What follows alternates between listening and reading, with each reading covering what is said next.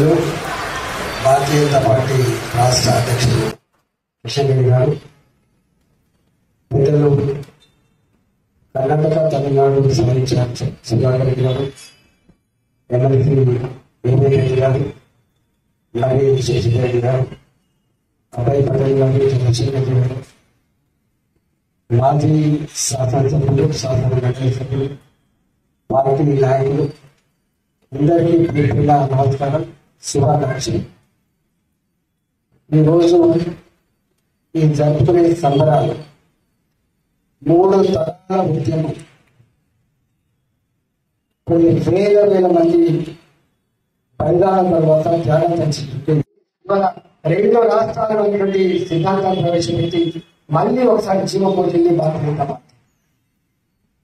2021 ఉద్యమం తర్వాత నేను స్వయంగా ఆ ఉద్యమంలో కీలక పాత్ర పోషించడానికి నాకు తెలుసు.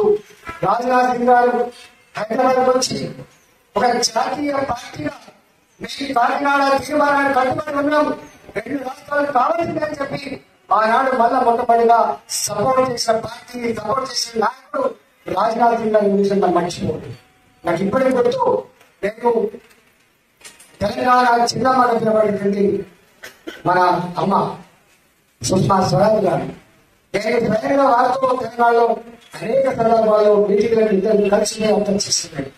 ఆనాడు యాదగిరి గారు పార్లమెంట్ పార్టీ చనిపోయి ఒక ఉత్తరం రాస్తే, ఓ దేశంలో ఉన్నటువంటి మేధావులారా, రాజకీయ నాయకులారా, మా సాగుకి కనపత్ర సోనియా గాంధీ చెప్పి ఉత్తరం రాస్తే, తెలంగాణ చిన్నమ్మగా ఆనాడు తెలంగాణ యువతికి, విద్యార్థి లోకానికి బిడ్డలారా చావకండి, మేమున్నా బిహార్ ముఖ్యం అని చెప్పి ఆనాడు భరోసించినటువంటి పార్టీ, భరోసించిన నాయకులు సుష్మా స్వరాజ్ అనే విషయం మర్చిపోదు.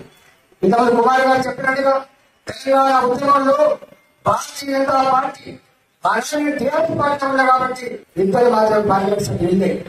ఆనాడు పార్లమెంట్ లో 543 సీట్లలో ఇవాళ మెజారిటీ కావాలంటే కాంగ్రెస్ పార్టీ ఏకైక ప్రయత్నం చేసినప్పుడు ప్రతిపక్ష పార్టీగా భారతీయ జనతా పార్టీ వీళ్ళ సభలో ఇవాళ రాజకీయాలు చేయకండి, ఇప్పటికే అనేక మంది పిల్లలు చనిపోతున్నారు, వాటికి రాజకీయాలు చెప్పి భారత బయటికి మేము సపోర్ట్ చేస్తామని చెప్పి భారతీయ జనతా పార్టీ ఆనాడు నిష్కర్షగా నిజాయితీగా సపోర్ట్ చేసింది కాబట్టి ఇవాళ మనం ప్రత్యేకంగా ఏర్పడింది. ఇవాళ కాంగ్రెస్ పార్టీని చూస్తా ఉన్నాం. ఇవాళ ఒక కొత్త వరవడికి, ఒక కొత్త పద్ధతికి తెరవేపాల్సిన ఉంటే కానీ బాధ అనిపిస్తా ఉంది. ఆనాడు వేలాది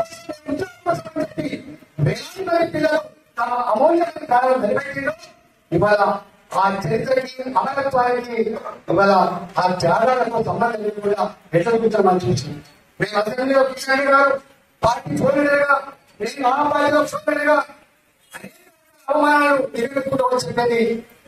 తెలంగాణ కుక్కలు చెప్పని ఇస్తారని కాదు, తెలంగాణ రాష్ట్రం ఏర్పడితే ఒక గొప్ప రాష్ట్రంగా ఏర్పడే రాష్ట్రాలని చెప్పాలని ఫైట్ చేశాం.